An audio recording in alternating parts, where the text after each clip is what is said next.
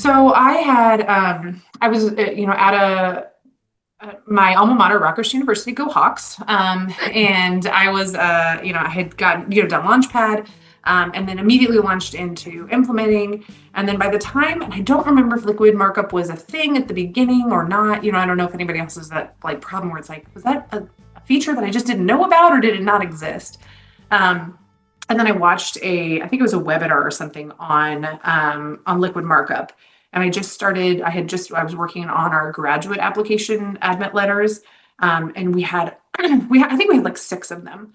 And I thought, okay, there has got to be a way that I can just do one. It's all graduate business. Like I should be able to do merge fields. And we had like acceptance conditions on some things and that we had to display some places and not in other places or not in other letters. And I just started working on it and I kind of had a crunch. I kind of had a deadline. And so I watched the webinar on it and kept going back to the documentation to see what the like syntax was that you had to use because I have no IT background. If I know everyone's shocked, and I just kept going back to it. And then I was able to take I think it was 6 letters down to 1. And then from then I was like, I'm done. This is great. I am only going to make separate emails or letters or portals or whatever if I like really, really need to. And that got me really creative too about being like, how can I? And kind of having an engineer's mindset of far as like, okay, what, the whole like exclusivity groups that we talk about when we're in Slate, like how do things progress down the line and how can I use an else statement instead? It's really helpful to just sit there and think sometimes and tinker. And so that got me started. And then from then on, that's all I've been trying to do.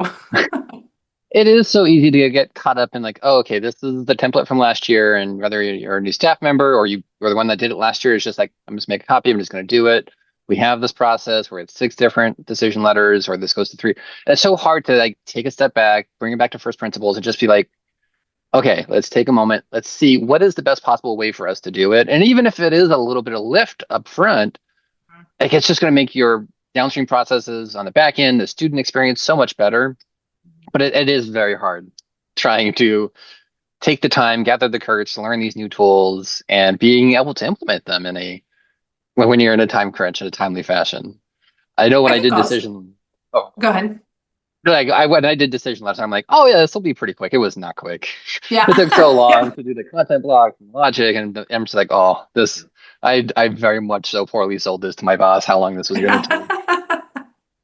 But it's I just also think that when you have the conversation with your boss or whoever, and that's one thing that I'm really liking about Stevenson, it is that little bit of lift at the beginning, and it might take you longer, but the amount of time that I was going back and editing decision reasons, because we were using decision reason to show letters, um, and folks were putting the wrong letter on. So that was kind of the impetus of it. It was like, well, yeah, there's 6 letters. It's confusing for you. And we're giving the wrong letter to folks because it is confusing and it shouldn't be this hard.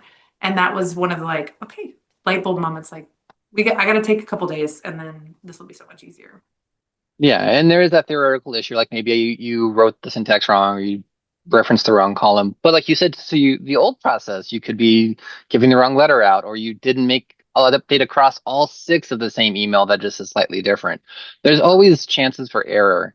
And this just makes it much more standardized, much more streamlined. So maybe there are some bumps in the road while you're getting it up and going, but in the long run, it's faster, it's simpler. There will be less chances for error as you're just reducing the manual inputs every time you do something. So I love all of that. And